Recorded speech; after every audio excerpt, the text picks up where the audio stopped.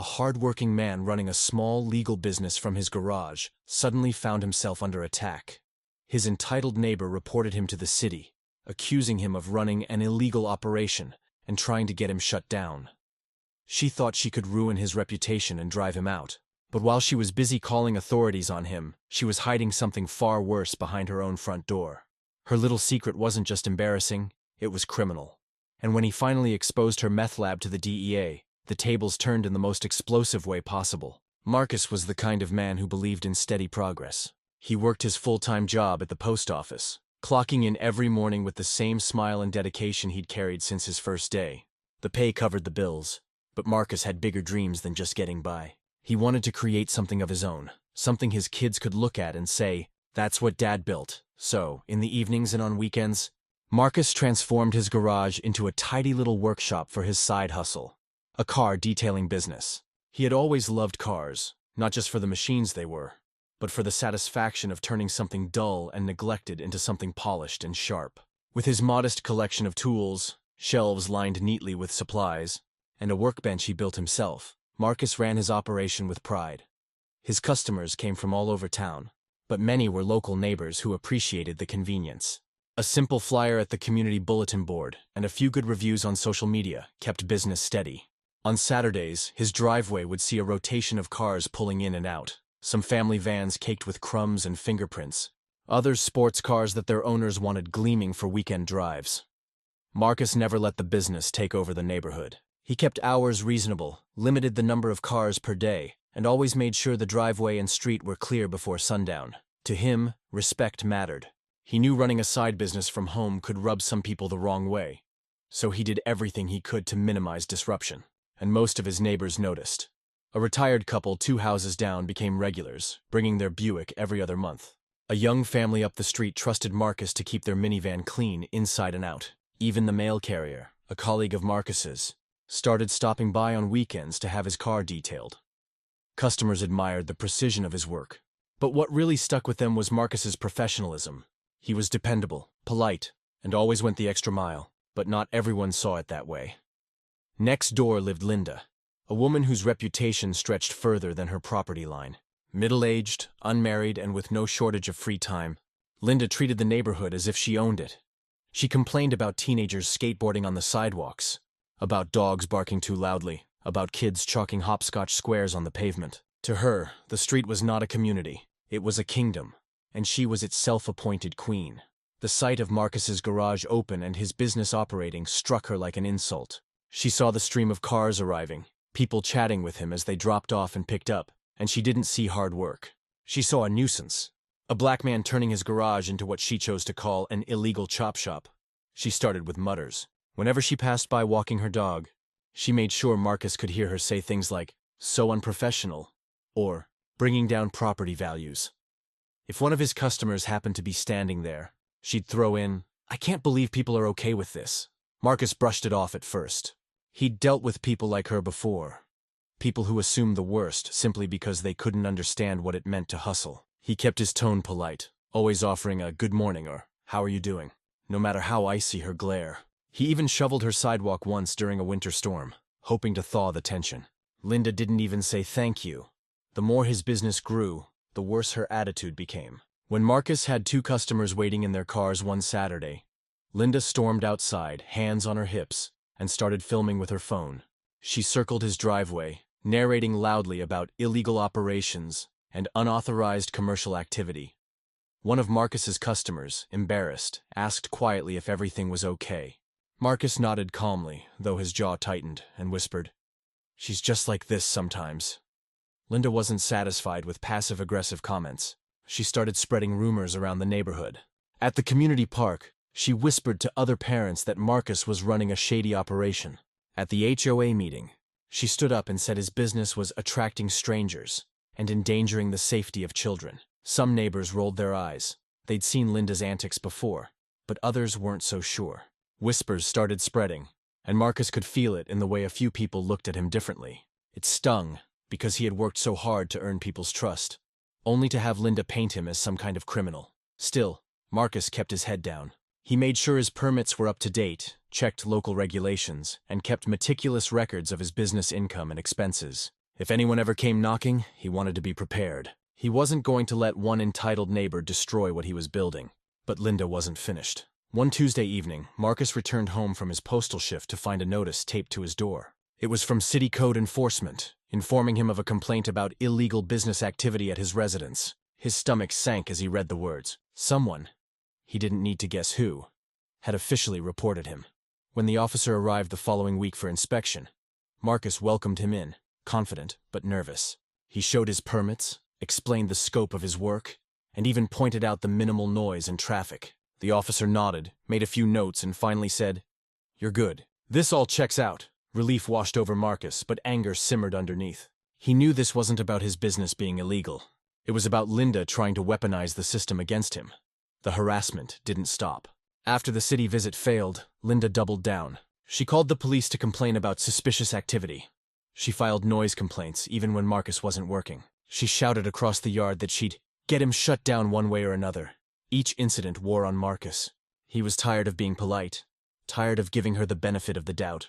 He worked hard, stayed within the law, and provided for his family. Yet here he was, constantly under attack by someone who couldn't stand to see him succeed. And that was when Marcus started to notice something about Linda's house. Something off. Late-night visitors pulling up at odd hours. Windows that were always blacked out, even during the day. A chemical smell that drifted across the fence whenever her garage door opened. At first, he brushed it off as paranoia. But the more Linda came after him, the harder it became to ignore what was right in front of him. The woman who claimed to be protecting the neighborhood might just be hiding the darkest secret of all. The notice from the city should have been the end of it. Marcus had done everything by the book, and the officer's report cleared him of any wrongdoing. But instead of backing down, Linda treated it like a challenge. She hadn't won yet, so she doubled her efforts. The complaints came almost weekly. One day it was noise, the next traffic, then suspicious activity. Each time, Marcus had to deal with the inconvenience of answering questions from either the HOA, the city, or even the police. They all reached the same conclusion. His business was legal, his permits were valid, and his setup caused no harm. But the constant harassment wore him down. Marcus began to notice the way some neighbors looked at him. A few avoided eye contact. Others seemed unsure, torn between believing Linda's rumors and their own experiences with Marcus's professionalism. He tried not to let it bother him, but deep down, it hurt. He had worked so hard to build trust, only for one entitled neighbor to chip away at it with lies. At night, he vented to his wife, who urged him to stay calm. "She wants you to snap," she told him. "Don't give her that satisfaction." Marcus nodded, though the anger inside him grew stronger each time Linda opened her mouth. The irony was almost unbearable. The more Linda accused Marcus of running an illegal business, the more obvious her own suspicious behavior became. At first, it was small details. He noticed her garage door was rarely open, but when it did lift even a few inches, a chemical smell drifted across the fence, sharp, bitter, and nauseating. He chalked it up to maybe paint or cleaning supplies, but the scent was far too strong and lingered too long to be household products. Then there were the visitors. Cars pulled up at odd hours, late at night, early in the morning. People Marcus didn't recognize slipped in quickly, never staying long, never parking in front where they could be seen. Sometimes Marcus would catch headlights flashing in his window at 2 in the morning as another visitor crept into Linda's driveway. He also noticed how carefully Linda concealed her windows. Curtains were drawn tight at all times. Some were even lined with what looked like foil. During the day, when most homes glowed with sunlight, hers remained dark, closed off, and uninviting. The strangest thing was the trash. Marcus made a habit of taking his bins out the night before pickup, and he often saw Linda dragging out oversized black bags. They looked heavy, but she was always quick about it, darting back inside as if afraid someone might notice. On one occasion, Marcus saw a bag rip slightly as it hit the ground, revealing plastic containers with residue and a strong odor that burned his nostrils even from several feet away. The more Linda harassed him, the harder it became to ignore what was happening next door. It wasn't just that she was a busybody trying to ruin his livelihood. There was something deeper, darker, hiding in her house. Things escalated further when Linda decided to make her accusations public. At the next HOA meeting, she stood up and launched into a tirade about Marcus's business. She accused him of bringing crime into the neighborhood, of lowering property values, of operating without authorization. She pointed her finger directly at him, her voice loud enough to echo through the community hall. "If we don't shut him down," she declared, "this entire neighborhood will go downhill." Marcus sat silently in his chair, fists clenched under the table. He wanted to shout back, to remind everyone that he had permits, that the city had already cleared him, that his customers were half the people in that very room. But he stayed quiet. His lawyer had warned him. Let her make the noise, while he stayed calm. What struck Marcus most wasn't her words, but the irony. As she preached about law and order, he could practically smell the faint chemical stench clinging to her clothes. It was subtle, but it was there. Nobody else seemed to notice, but Marcus did. And in that moment, his suspicions solidified into certainty. Linda wasn't just a nosy neighbor. She was hiding something criminal. Marcus began to take action quietly. He started keeping a log of every strange occurrence at Linda's house. Dates, times, what he saw, what he smelled. When her late-night visitors arrived, he noted the make and model of their cars. When she dragged out heavy trash bags, he discreetly snapped photos from his window. At first, it felt paranoid, like he was sinking to her level. But as the evidence piled up, Marcus realized he wasn't just protecting himself. He was protecting his family and the neighborhood. If Linda really was running some kind of drug operation, the risks were enormous. Fires, explosions, dangerous chemicals, and crime. The breaking point came late one night. Marcus was in his garage cleaning up after a long day when he noticed flashing lights reflecting off the side of his house. Not police, just the headlights of another visitor pulling into Linda's driveway. This one wasn't as cautious as the others. Marcus watched as the man jumped out of his car carrying a duffel bag, glancing around nervously before disappearing into Linda's garage. Minutes later, a sharp, acrid smell drifted across the fence, stronger than anything Marcus had noticed before. His eyes watered, his throat burned, and for the first time, he worried about his kids sleeping upstairs. He stepped outside for fresh air, but the odor clung to his clothes. That was it, and was enough. Linda had reported him to the city, tried to ruin his business, dragged his name through the mud, and all while hiding a meth lab next door. The hypocrisy was staggering. The danger was unacceptable. And Marcus knew he had to act, but he wasn't going to confront her directly. That would be exactly what she wanted. A shouting match, maybe even an incident she could twist against him. No, Marcus decided he would fight back smart, and the way he would do it would ensure Linda's downfall was permanent. Marcus had always been a patient man. He believed in staying calm, giving people the benefit of the doubt, and avoiding unnecessary conflict. But Linda had pushed him far beyond that point. The night that acrid stench burned his throat and filled his garage, he realized this wasn't just about her harassing him anymore. It was about his family's safety. He couldn't let it go on. For weeks, he'd been logging her behavior. Late-night visitors, heavy trash bags, blacked-out windows, the constant chemical smells. At first, it was just a way to protect himself in case Linda escalated her attacks. But now, those notes felt like something more. Evidence. Marcus sat at his kitchen table that night, notebook open, flipping through page after page of entries. Each one told a piece of the story. 2:17 a.m. Black SUV parked in driveway. Man carrying duffel bag. Tuesday. Strong chemical odor. Smelled like ammonia. Trash bags ripped open. Plastic containers. White powder residue. The pattern was impossible to ignore. His wife joined him, setting down a mug of tea. "You're not sleeping again?" she asked softly. "I can't," Marcus admitted. "I've been thinking. If she's cooking meth in there, this isn't just about us. That's poison. One spark and her whole house could blow, maybe ours too." His wife frowned, glancing toward the wall they shared with Linda's property. "So what do we do?" Marcus exhaled slowly. "We take this to people who'll actually do something." The decision didn't come lightly. He knew reporting Linda could spiral into chaos. She was vengeful, manipulative, and loud. If she found out he'd gone after her, she'd make his life even harder. But Marcus had something she didn't. The truth. The next morning, Marcus gathered his notes, photos, and even short videos he had discreetly recorded from his phone. He organized everything into a folder, dates, times, details. He made copies, storing them in a safe place in case anything happened. Then he began researching who to contact. Local police were one option, but Marcus worried Linda might twist things to her advantage. No, this needed to go higher. This needed to go to people who specialized in cases exactly like hers. That's when he landed on the DEA. The Drug Enforcement Administration didn't waste time with rumors. They investigated serious cases. And if they took an interest, Linda's little empire would collapse in days. Marcus drafted a careful letter, outlining everything he'd observed without exaggeration. He attached copies of his logs, photos of her suspicious trash, and details of the late-night traffic. He even included the exact times she'd been at HOA meetings accusing him of being illegal.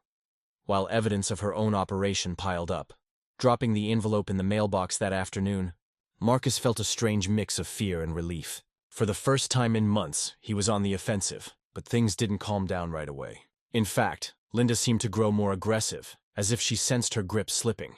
She started following Marcus with her phone, recording him whenever he worked in the garage. She shouted across the fence that she'd get the city to shut him down permanently. She even tried to confront some of his customers, telling them they were supporting criminal activity. A few never returned, too uncomfortable to deal with the drama, but most shrugged her off. Then came the scare tactics. One night, Marcus found his mailbox smashed in. Another morning, he woke to find a nasty note taped to his door, scrawled with words like criminal and get out. He didn't have proof it was Linda, but he didn't need it. Nobody else had reason to target him. Through it all, Marcus kept his cool. He documented everything, just as carefully as he had documented her suspicious activity. If Linda thought intimidation would rattle him, she underestimated how much strength he'd built from years of hard work and resilience. Weeks passed, and Marcus began to wonder if the DEA had even looked at his file. Then one morning, he noticed something unusual. A black SUV parked a few houses down, 2 men inside. They weren't neighbors. Marcus knew every car on that street. Over the next few days, he saw them again, sometimes parked across the street, sometimes cruising slowly through the neighborhood. It clicked. They weren't watching him. They were watching Linda. The realization filled Marcus with quiet satisfaction. For months, she had pointed fingers at him, insisting he was the criminal, while all along the real criminals were inside her house. Now professionals were watching, and Marcus knew it was only a matter of time before everything came crashing down. The tension grew thicker with each passing day. Marcus noticed Linda acting strangely too, more paranoid than usual. She peeked through her curtains more often, snapped at her late-night visitors, and even confronted Marcus one afternoon while he was detailing a car. "You think you're so clever, don't you?" she hissed from the sidewalk. "Parading your little business around like you're legitimate? Everyone sees through it. I see through it." Marcus wiped his hands on a towel and looked at her calmly. "Linda, I've got nothing to hide." The words made her flinch. Maybe it was guilt. Maybe it was fear. Either way, she stormed back into her house without another word. By now, Marcus wasn't just waiting. He was preparing. He kept his kids away from the side of the house closest to Linda's property. He made sure his cameras were running at all times. And every night before bed, he checked the locks twice. He didn't know when the DEA would move in, but he knew when they did, it would be big. The breaking point came one late evening when Marcus was closing his garage. A car pulled up to Linda's driveway, headlights off, 2 men stepping out.